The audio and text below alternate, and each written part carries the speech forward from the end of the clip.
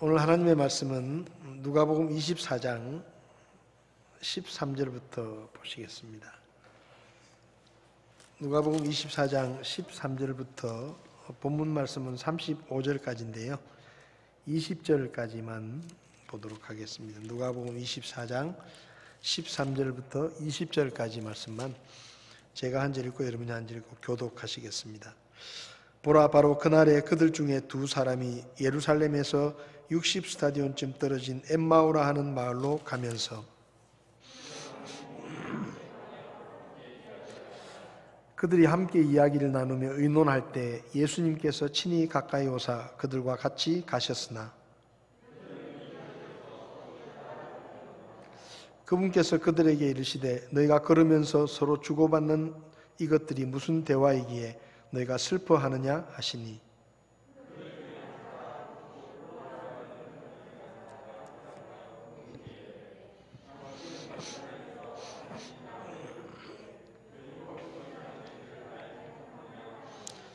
그분께서 그들에게 이르시되 무슨 일들이냐 하시매 그들이 그분께 이르되 나사렛 예수님에 관한 일들이니라.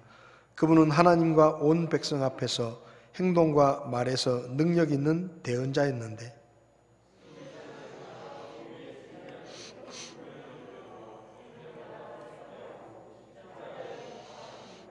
아멘. 네, 자리에 앉으시겠습니다. 잠시 기도하겠습니다. 고마우신 하나님, 하나님께서 저희들을 죄와 멸망에서 구원해 주시고 오늘까지 하나님을 아버지라 부르며 하나님의 자녀로 살게 해주신 것을 하나님 앞에 감사를 드립니다. 오늘 소식을 들었는데 우리 이모일 집사님 며느리 연하자매 하나님께서 특별한 은혜로 돌봐주시고 하나님께서 불쌍히 여기셔서 속히 잘 회복될 수 있도록 주님께서 특별한 은혜로 도와주시기를 원합니다. 아기도 건강하게 잘 자랄 수 있도록 하나님이 역사해 주시옵소서. 이 시간 주의 말씀을 함께 나눕니다. 말씀을 들을 뿐만 아니라 우리의 마음속에 이 말씀을 잘 새기게 하시고 하나님의 진리를 깨달아서 주의 말씀이 우리의 삶을 잘 이끌어갈 수 있도록 저희들이 믿음으로 순종하게 도와주시기를 원합니다. 부족한 종을 붙들어 주시고 주님 뜻대로 쓰셔서 오직 하나님의 말씀만 선포되게 도와주시옵소서. 예수님의 이름으로 기도했습니다. 아멘. 지난 수요일에는 어찌하여 산자를 죽은 자 가운데서 찾느냐라는 제목을 가지고 죽음을 이기시고 부활하신 그리고 영원히 살아계신 예수님을 믿으면서 죽은 우상을 믿듯이 믿지 맙시다 그런 말씀을 드렸습니다. 그리고 성경에 나오는 말씀 중에 가장 믿기 어렵고 불가능한 부활이라는 그 사건이 예수님을 통해서 성취되었기 때문에 성경에 나오는 다른 말씀들도 다 그대로 이루어지는 하나님의 말씀이다 라고 우리가 믿고 순종해야 된다라는 말씀을 드렸습니다. 그리고 여자들이 그 소식을 제자들에게 뛰어가서 전한 것처럼 우리도 아직도 믿지 않는 사람들에게 이 부활의 복음, 구원의 복음을 증거하는 그런 삶을 살아야 된다라는 말씀을 드렸습니다. 이 시간에는 낙심한 믿음에서 벗어나려면이라는 제목으로 몇 가지 영적인 교훈을 좀 살펴보려고 합니다. 오늘 본문에는 예수님을 따르다가 예수님께서 십자가에 돌아가시고 그리고 사흘 동안 제자들과 함께 머물고 있다가 부활이 실제로 일어나지 않았다고 믿고 낙심을 해서 고향으로 돌아가고 있는 두 제자의 이야기가 기록되어 있습니다. 여기 13절을 보면 보라, 바로 그날에 그들 중에 두 사람이 예루살렘에서 60스타디온쯤 떨어진 엠마오라 하는 마을로 가면서 일어난 이 모든 일들에 관하여 함께 이야기하더라 라고 되어 있습니다. 예수님께서 돌아가시고 혹시나 싶어서 예루살렘에 머물러 있었는데 예수님께서 부활하셨다는 것이 확실해지지 않으니까 이 제자들은 이제 예수님을 따르는 것을 그치고 고향으로 돌아가겠다, 그런 마음을 가지고 내려가고 있었습니다. 18절을 보면 이 두 사람 중에 한 사람은 글로바라는 이름이 나오죠. 근데 나머지 한 사람은 누군지 알 수 없습니다.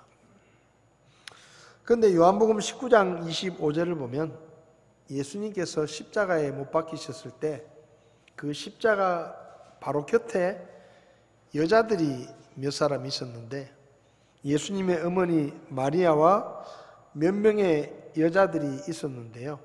요한복음 19장 25절을 보면 이제 예수님의 십자가 곁에는 그분의 어머니와 그분의 이모요 글로바의 아내인 마리아와 막달라 마리아가 서 있더라, 이렇게 되어 있습니다.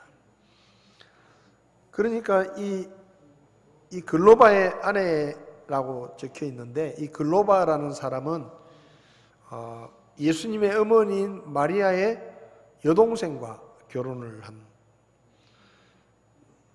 그런 사람입니다. 그래서 이 글로바라는 이름이 나오는데 나머지 한 사람이 누군지는 알 수 없지만 이 두 사람도 상당히 예수님을 가까이서 따랐던, 물론 예수님을 따르면 다 제자라고 불리지만 예수님에게 12제자가 있고 또 70명의 제자가 있었지 않습니까? 70인의 제자가 있고 여러 제자들이 있었는데 이 글로바라는 사람은 12제자는 아니지만 아주 예수님을 가까이에서 따랐던 그런 제자들이라고 생각할 수가 있습니다. 근데 이 두 사람은 예수님이 십자가에 달려 돌아가시고 사흘 동안 사도들과 함께 예루살렘에 머물러 있었는데 무덤에 갔다가 돌아온 여자들이 우리가 무덤에 가보니까 무덤은 비어있고 예수님의 시체는 없고 천사들이 나타나서 예수님이 다시 살아나셨다고 그렇게 말했다. 그래서 우리가 그 소식을 전하기 위해서 이렇게 헐레벌떡 뛰어왔다 라고 전해 주었는데도 예수님의 부활을 믿지 못하고 실망하고 낙심하면서 또 슬퍼하면서 예루살렘을 떠나서 아마 자기 집으로 돌아가고 있었던 것 같습니다. 이 시간에는 이 두 사람의 제자가 왜 낙심을 했는지 또 어떻게 낙심한 믿음에서 벗어날 수 있었는지 이 두 가지를 좀 살펴보려고 합니다. 먼저 이 두 사람이 믿음에서 낙심한 이유가 무엇일까요? 첫 번째는 하나님의 말씀보다 자기 생각과 감정을 믿었기 때문입니다. 여기 15절, 16절을 보면 그들이 함께 이야기를 나누며 의논할 때 두 사람이 지금 뭔가 이야기를 하면서 길을 가고 있는데 예수님께서 가까이 오셔서 부활하신 예수님이 가까이 오셔서 그들과 같이 가셨으나 그들은 눈이 가려져서 그분을 알아보지 못했다라고 되어 있습니다. 아까 말씀드렸지만 이 두 제자는 예수님과 상당히 가까이에서 예수님을 따랐던 제자들인데 길을 가면서 이야기를 하고 있는데 부활하신 예수님께서 가까이 오셔서 그들과 대화를 하면서 길을 가게 되었는데 이 사람들의 눈이 가려져서 그분을 알아보지 못했다. 좀 이상하지 않습니까? 예수님을 아주 가까이에서 따랐던 사람들이 예수님을 못 알아본 거예요. 여기 눈이 가려져서 못 알아보았다 했는데 여기 가려져서라는 말은 크라테오라는 그리스어를 썼는데 이 말의 뜻이 좀 묘합니다. 이 크라테오라는 단어가 여러 가지 뜻으로 사용되었는데 체포하다. 그러니까 어떤 사람을 움직이지 못하도록 체포하다. 이런 뜻이 있고요. 또 하나는 지배하다. 이런 뜻이 있습니다. 그리고 사로잡다. 라는 그런 뜻이 있습니다. 그러니까 그들은 눈이 가려져서 그분을 알아보지 못했다 했는데 이 말은 그냥 시력이 안 좋다라는 말이 아니고 뭔가에 사로잡혀서 뭔가의 지배를 받아서 제대로 보지 못한다는 거예요. 그럼 이 사람들이 도대체 뭐에 사로잡혀서 무엇의 지배를 받고 있어서 그동안 가까이서 따랐던 예수님을 알아보지 못했느냐? 한마디로 말하면 예수님이 죽었다라는 생각에 사로잡혀 있는 겁니다. 예수님은 죽었다. 그들은 예수님이 부활하셨다고는 꿈에도 생각하지 않고 그냥 예수님이 죽었다라는 생각에 사로잡혀 있었습니다. 사람이요, 생각에 사로잡히면 제대로 보지 못합니다. 사기를 왜 당하는지 아세요? 그 사람은 믿을 만한 사람이라는 생각에 사로잡혀 있기 때문에 그 사람이 하는 말이 다 맞는 것처럼 들리는 거예요. 그 사람이 어떤 생각에 사로잡히면 모든 것들이 제대로 보이지 않습니다. 판단력을 잃게 됩니다. 기억하실지 모르겠지만 2009년에 드라마 중에 37.5%의 시청률을 기록하면서 아주 화제가 되었던 드라마가 있습니다. 특별히 여자들이 굉장히 좋아했던 드라마입니다. 제목이 아내의 유혹입니다. 아내의 유혹. 이 드라마의 주요 내용이 뭔가 하면 아주 현모양처였던 여자가 자기 남편이 옛사랑에 빠져가지고 자기를 물에 빠뜨려 죽이려고 했던 남편에게 복수하는 내용입니다. 남편은 자기의 아내를 죽이려고 바닷물에 던져놓고 죽은 줄로 생각하고 삽니다. 근데 그 아내는 죽지 않고 살았어요. 그래서 남편에게 복수하기 위해서 새로운 인물로 변장을 해가지고 남편을 유혹하고 접근하고 나중에는 통쾌하게 복수를 합니다.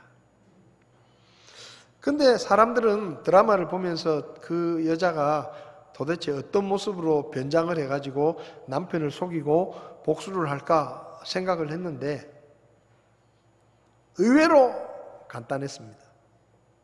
성형수술을 한 것도 아니고 자기 얼굴을 감추기 위해서 이상하게 화장을 하거나 꾸민 것도 아니고 그저 왼쪽 눈 밑에 점을 하나 찍었어요.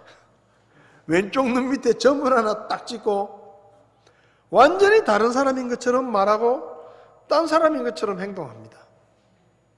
근데요, 이상하잖아요. 10년을 같이 살았던 아내인데 눈 밑에 점 하나 찍고 나와가지고 자기 아내를 못 알아보는 거예요, 이 남편이.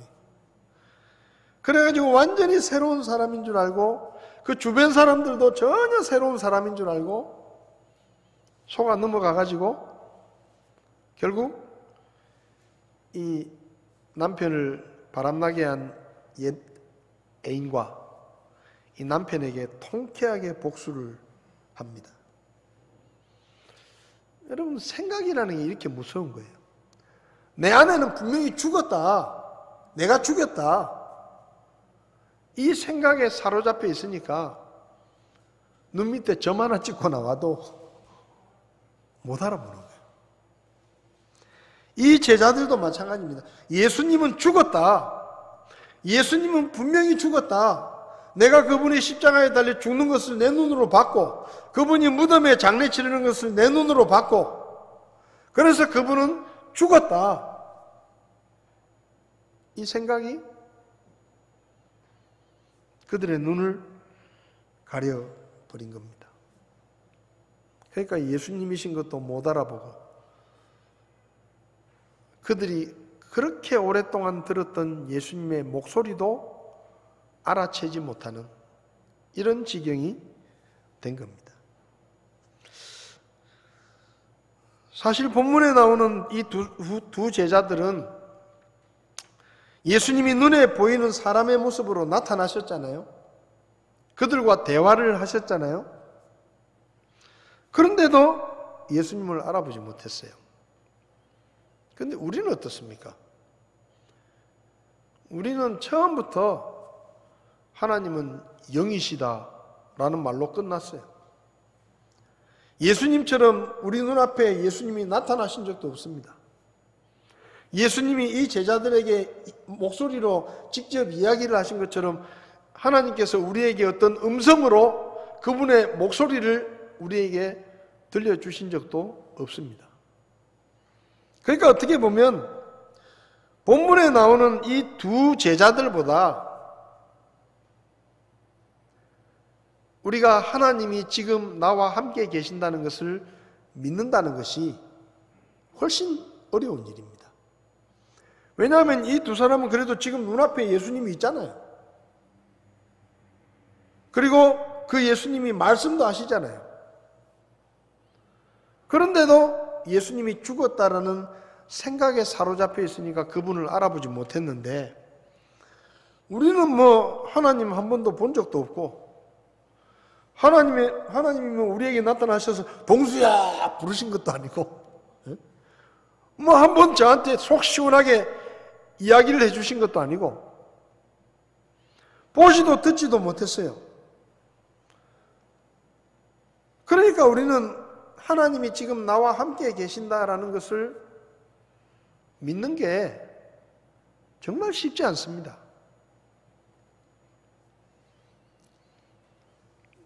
더구나 요즘처럼 삶이 어렵고 힘들 때 하나님께 도와달라고 간절히 기도하는데도, 여러분 생각해 보세요. 코로나가 터지고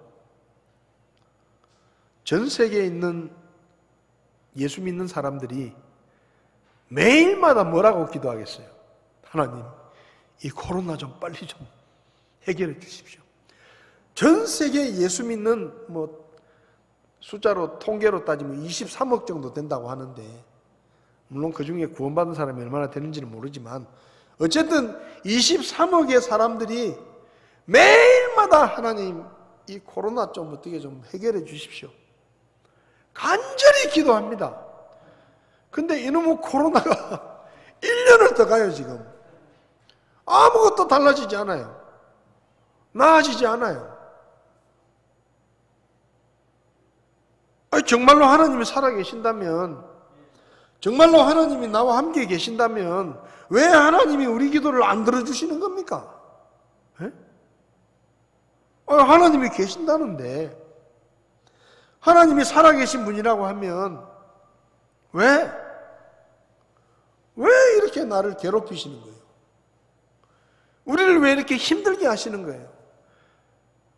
말씀 한마디만 하면 하늘이 생기고 땅이 생기고 나무가 생기고 온갖 동물들이 다 생기는데, 그 위대하신 하나님께서 왜 우리 기도를 그렇게 간절한 기도를 안 들어주시는 겁니까?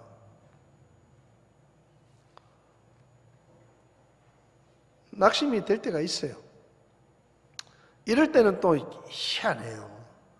시편 42편에 나오는 말씀이 우리 귀에 얼마나 잘 들리는지 모릅니다.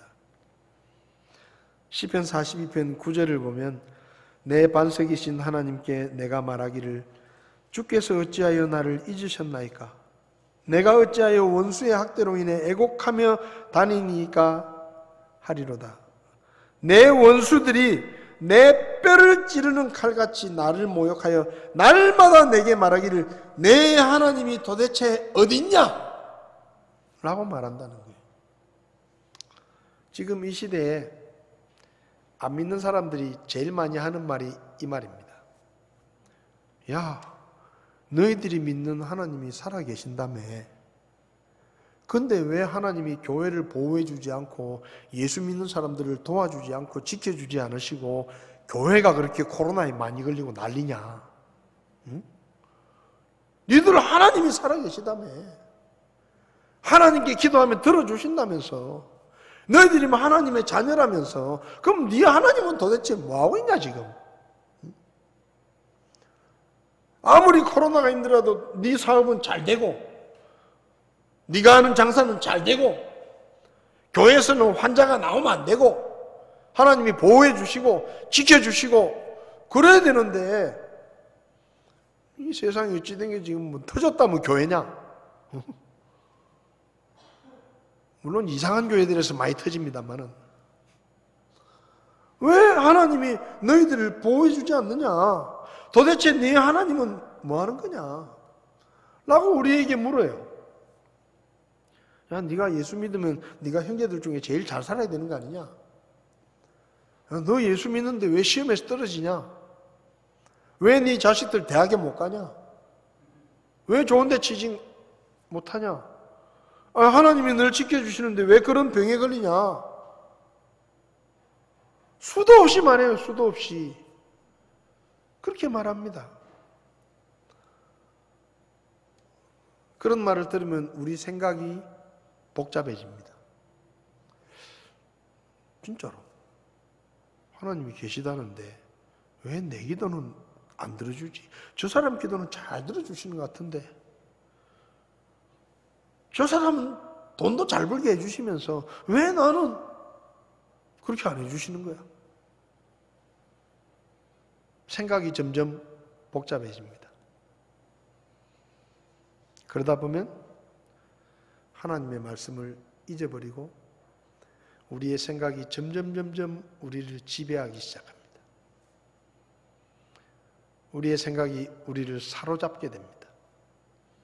그러면 하나님의 말씀을 잊어버리고 어떻게 되느냐? 실망하고 낙심하고 불평하고 원망하고 믿음이 흔들립니다. 여기 두 제자가 낙심한 것은 하나님의 말씀보다 자기들의 생각, 여러분 생각이 계속 되다 보면 뭐가 되는지 아세요? 고정관념이 됩니다. 생각이 점점 굳어지면 그게 고정관념이 되고 그게 고정관념이 되면 그것을 깨뜨리고 벗어나는 것이 얼마나 힘든지 모릅니다. 여러분이 제가 다닐 때는 국민학교였죠. 국민학교 다닐 때 저하고 별로 사이가 안 좋았던 애가 하나 있었습니다. 자주 싸웠습니다.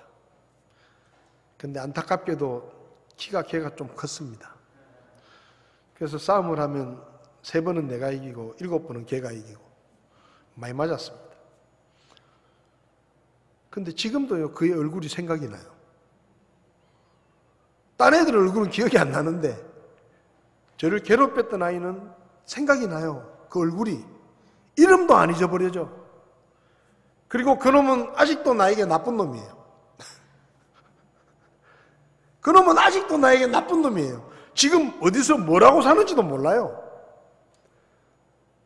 어디서 진짜 아주 훌륭하게 살고 있을지도 모릅니다. 근데 내 머릿속에 있는 그 녀석은 진짜 나쁜 놈이에요. 나쁜 놈. 기분 나쁜 놈. 그게 뭐예요? 어릴 때 경험했던 그 경험의 생각에 사로잡혀 있는 거예요. 사로잡혀 있는 겁니다. 우리의 생각이 이렇게 무서운 거예요. 우리의 생각이 우리를 다스리게 되면 하나님의 말씀이 사라져버리는 겁니다. 이 2명의 제자가 그랬습니다. 예수님은 분명히 죽었어. 끝났어. 그 생각이 그들을 사로잡으니까 예수님이 점 찍고 나타난 것도 아닌데 똑같은 모습으로 나타나셨고 똑같은 음성으로 말씀하시는데도 예수님이 아닌 거예요. 그들에게는. 두 번째로 이 2 제자가 낙심하게 된 것은 하나님의 말씀보다 눈에 보이는 것을 더 믿었기 때문입니다. 예수님께서 가까이 오셔서 야, 너희들은 도대체 무슨 얘기를 하길래 그렇게 슬퍼 보이느냐, 그렇게 말씀하시죠. 그러니까 이 제자들이 당신도 보니까 예루살렘에서 오는 것 같은데 최근에 거기서 일어난 일을 도대체 모른다는 얘기입니까? 그러니까 예수님께서 무슨 일입니까? 묻는 거예요. 그래서 이 2 사람이 대답을 합니다. 아, 나사렛 예수님이란 분에 관한 일인데 그분은 하나님과 백성 앞에서 행동과 말씀에 굉장히 능력이 있는 예언자이셨습니다. 그런데 대제사장들과 지도자들이 그분에게 누명을 씌우고 그분을 십자가에 못 박아 죽였습니다. 우리는 그분이 이스라엘을 구원할 구원자라고 기대했습니다. 근데 그분이 돌아가신 지 벌써 사흘이 지났습니다. 오늘 아침에 우리 중에 어떤 여자들이 무덤에 가가지고 무덤에 갔다가 무덤은 비어있고 예수님의 시체는 없어졌고 천사들이 예수님께서 다시 살아나셨다라고 말하는 것을 들었다고 해서 우리가 좀 놀라기는 했는데, 근데 그래서 우리 중에 있던 사람들이 무덤에 가봤는데 여자들이 말한 말이 맞더라. 근데 중요한 게 있어요. 그런데 여기 24절을 보면 또 우리와 함께 있던 자들 중에 어떤 사람들이 돌무덤에 가서 참으로 여자들이 말한 바와 같음을 보았으나 그분은 보지 못했다. 여러분, 이 제자들은 예수님을 행동과 말씀에 굉장히 능력 있는 대언자라고 믿었다고 말했습니다. 그리고 그분이 이스라엘을 구원하실 분이라고 기대했다라고 말했습니다. 그런데 대제사장들과 지도자들이 그분을 십자가에 못 박아 죽였고 장사된 지 사흘이 지났다고 말하면서 슬퍼했습니다. 그리고 여자들이 갔다가 무덤이 비어있고 예수님의 시체가 없고 천사가 나타나서 예수님이 다시 살아나셨다고 우리한테 이야기하는 것을 우리가 똑똑히 들었다. 그래서 제자들에게 전해주기 위해서 우리가 이렇게 뛰어와서 이야기를 했다. 몇몇 사람이 우르르 무덤에 가니까 무덤은 진짜 비어있고 시체는 온데간데 없고 여자들이 말한 거하고 똑같아요. 근데 뭐예요? 아무도 그분을 보지 못했다. 이게 중요한 게, 이게 결론이에요. 그래, 우리는 그분의 능력을 봤다. 그분이 대단한 일을 이루는 것을 봤다. 그래서 그분은 굉장한 능력을 가진 대언자라고 믿었다. 그리고 그분이 뭐 자기가 구원자라 그래서 우리는 그분이 진짜 하나님이 보내신 구원자라고 그렇게 기대했다. 근데 뭐예요? 그분은 죽었다. 그리고 뭐 그분이 다시 살아났느냐 무슨 그런 얘기가 있긴 있는데 중요한 것은 아무도 그분을 본 적이 없다는 거예요.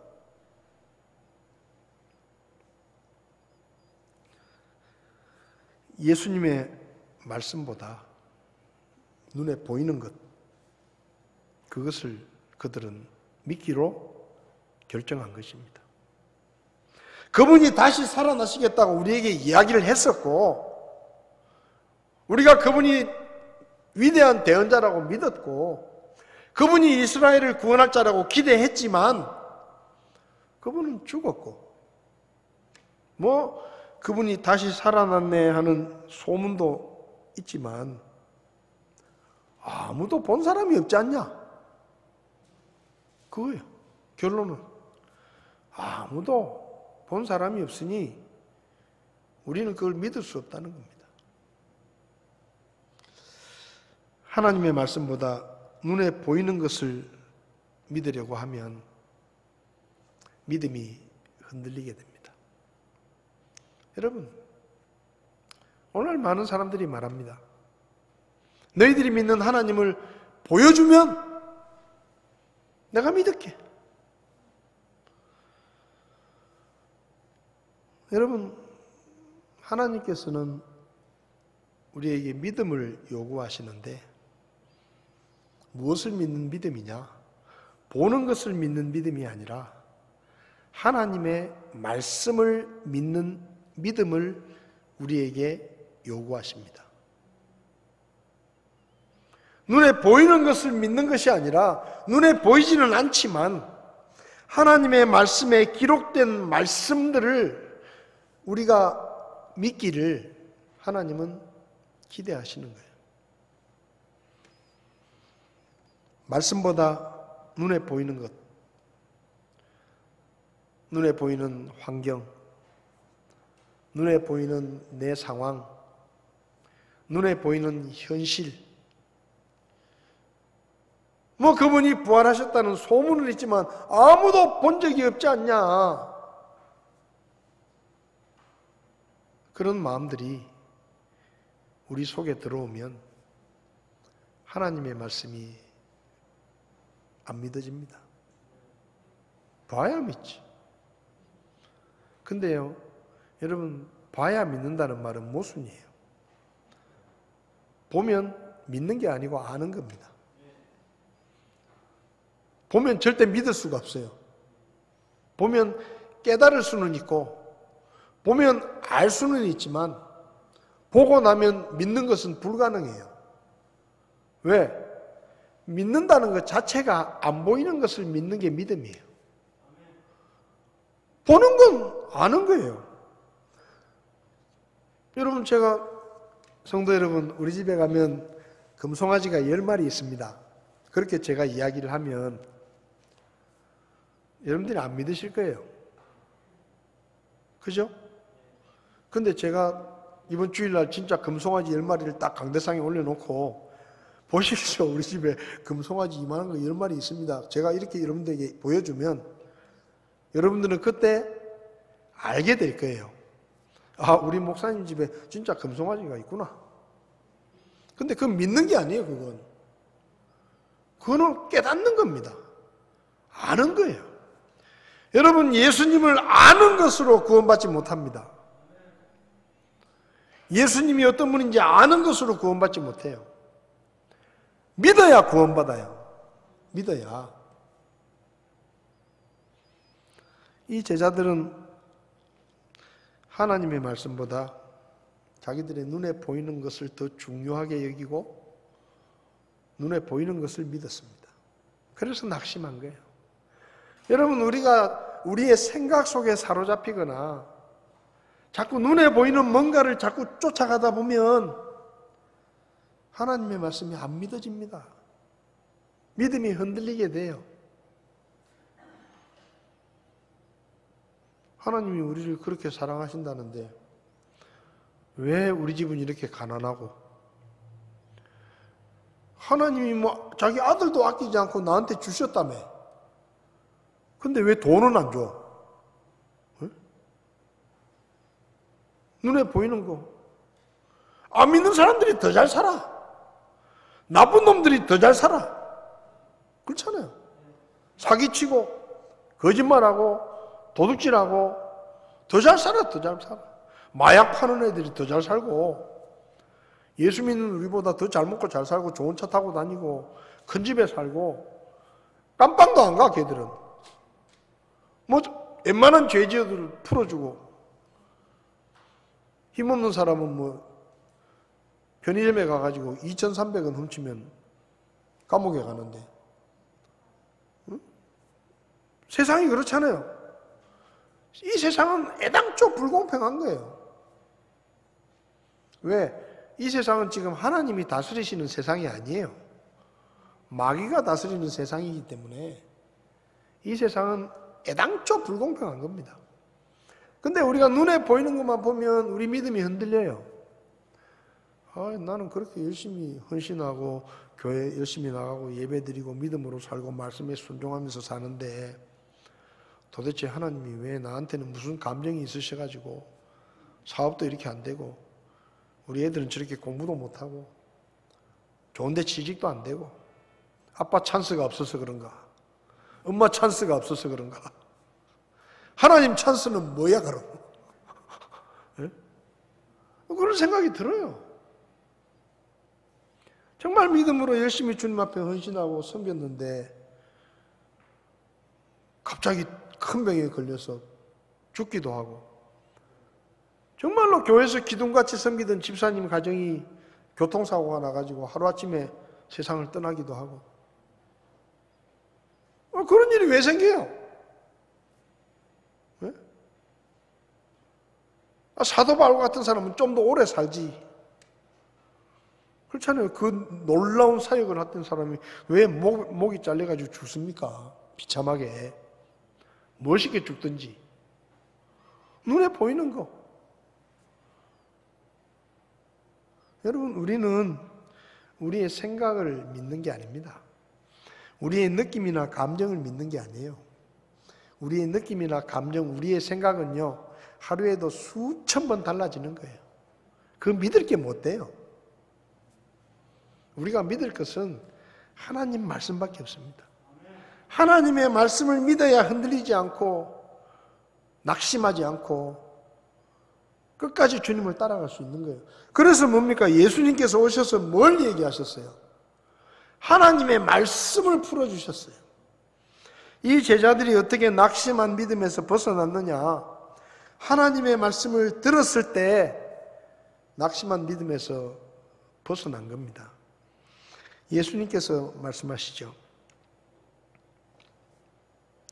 25절을 보면 이에 그분께서 그들에게 이르시되 오 어리석고 대언 자들이 말한 모든 것을 마음에 더디 믿는 자들이여, 그리스도가 이런 일들로 고난을 당하고 자기의 영광에 들어가야 함이 마땅하지 아니하냐 하시고, 모세와 모든 대언자들의 글에서 시작하여 모든 성경 기록들에서 자기에 관한 것들을 그들에게 풀어 설명해 주시니라.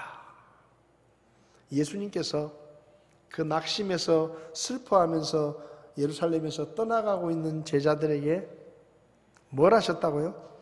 하나님의 말씀을 풀어서 설명해 주셨다 그랬습니다.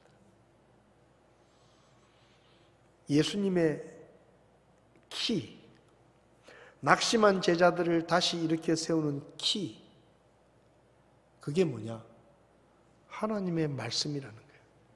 그래서 하나님의 말씀을 풀어주셨습니다. 예수님의 말씀을 들으면서 길을 가던 그들이 마을 가까이에 왔어요. 해가 뉘엿뉘엿 저물어 가고 있는데 예수님은 더 가려는 듯이 하셔서 이 두 제자가 예수님 보고 여보시오, 지금 해가 뉘엿뉘엿 하는데 여기서 더 가면 마을이 없어. 그러니까 우리 같이 여기서 하룻밤 일단 같이 묵읍시다. 그래서 하룻밤 같이 묵게 됐습니다. 근데 저녁 식사 시간에 이 두 사람이 그래도 자기들은 일행이고 예수님이 손님이니까 아마 식사 시간에 예수님에게 식사를 주도할 수 있는 권한을 주었던 것 같아요. 근데 예수님께서 빵을 들고 기도를 하시고는 빵을 떼어주셨습니다. 근데 그때 제자들의 마음속에 그분이 예수님이라는 것을 비로소 깨닫게 된 거예요. 그래서 깨달아서 예수님을 한번 다시 보려고 보니까 없어지셨어요. 예수님이 사라지고 나서 32절을 보면 그들이 서로 이르되 그분께서 길에서 우리와 말씀하시고 우리에게 성경 기록들을 열어주실 때에 우리 속에서 마음이 뜨겁지 아니하더냐. 낙심한 믿음, 흔들리는 믿음, 그 믿음이 어떻게 회복됩니까? 하나님의 말씀으로 회복되는 거예요. 하나님의 말씀을 들을 때 그들의 마음이 뜨거워지지 않았느냐? 실망한 마음, 낙심한 마음, 슬퍼하는 마음이 하나님의 말씀이 들어오니까 내 생각이 떠나고 내 고정관념이 떠나고 눈에 보이는 것들이 떠난 그 자리에 하나님의 말씀이 들어오니까 비로소 정신이 드는 거예요. 그들은 즉시 일어나서 예루살렘으로 다시 올라갔습니다. 그리고 제자들을 찾아갔습니다. 가니까 제자들이 베드로가 예수님, 부활하신 예수님을 만났다더라 하는 이야기를 주고받고 있는 거예요. 그래서 이 두 사람이 말합니다. 우리도 부활하신 예수님을 만났습니다. 부활을 믿지 못하고 낙심해서 떠나가고 있던 그들은 예수님을 만나서 하나님의 말씀을 다시 듣고 믿음을 회복했습니다. 낙심에서 벗어날 수 있었습니다. 여러분, 우리가 믿음이 흔들리고 낙심이 될 때도 있습니다. 그럴 때 우리는 하나님의 말씀을 열어야 합니다. 그리고 하나님의 말씀을 읽어야 합니다. 그리고 하나님의 말씀을 마음에 품어야 합니다. 말씀이 우리의 흔들리는 믿음을 잡아주는 거예요. 오늘날 예수님을 믿는다고 하지만 하나님의 말씀보다 자기 생각, 자기의 느낌, 자기의 감정, 눈에 보이는 것을 더 중요하게 여기는 사람들이 많습니다. 이런 사람들은 오랫동안 교회를 다녔더라도 쉽게 믿음이 흔들리고 낙심하고 교회를 떠나기도 합니다.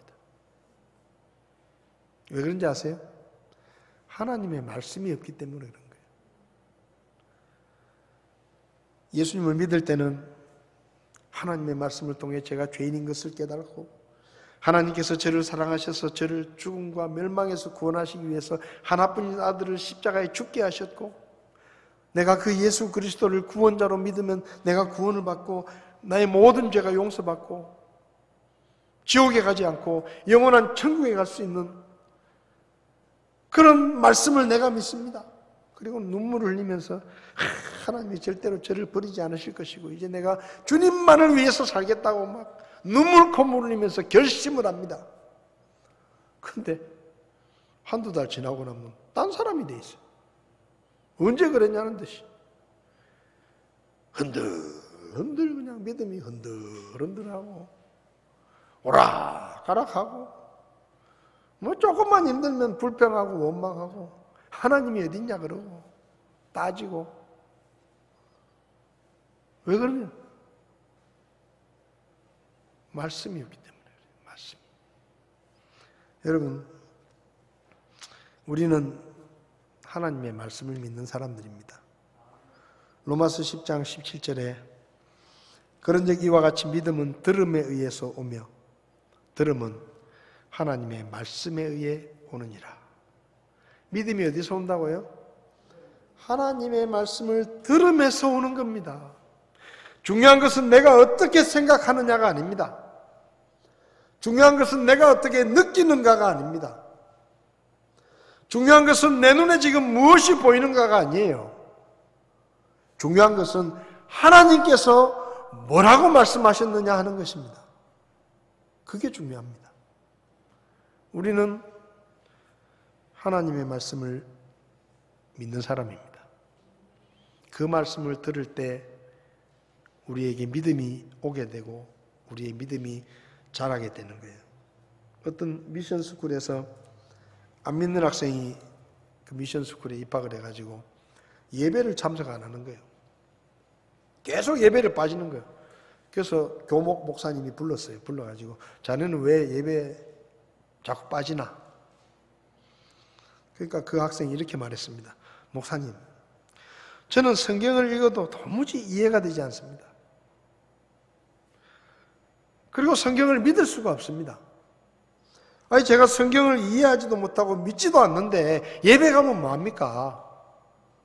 너무 지루하고 저는 괴로워서 너무 심심해서 예배 안 가겠습니다. 그때 목사님이 그렇게 말했대요.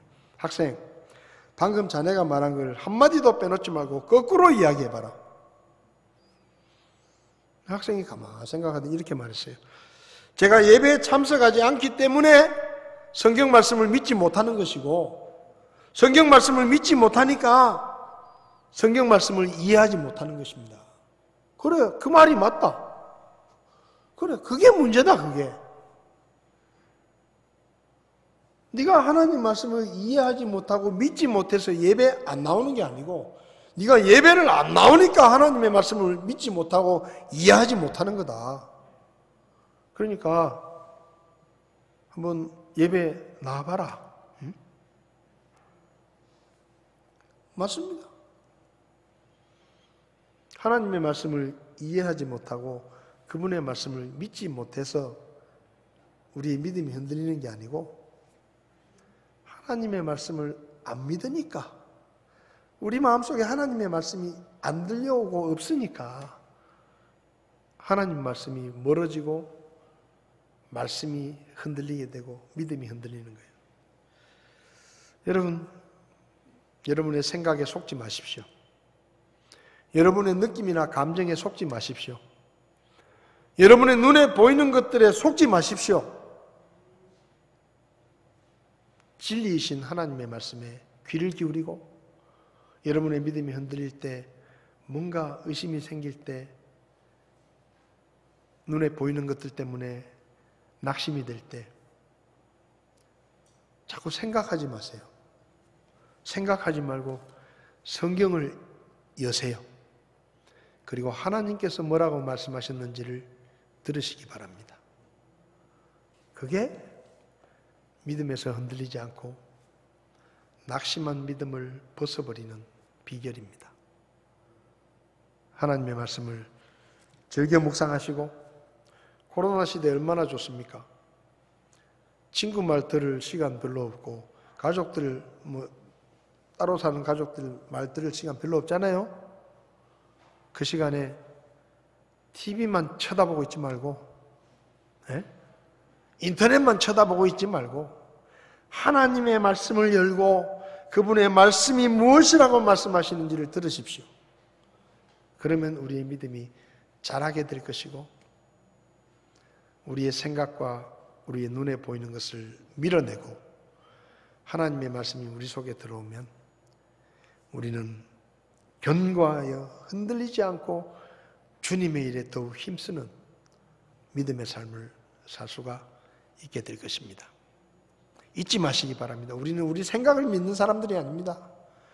눈에 보이는 것을 믿는 사람들이 아닙니다.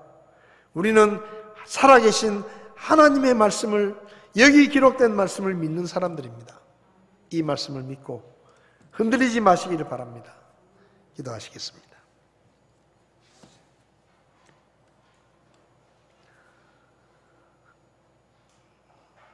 살아계신 주님, 때로 우리의 믿음이 흔들리고 우리의 생각과 우리의 눈에 보이는 것들 때문에 우리가 낙심하고 실망을 할 때도 있습니다.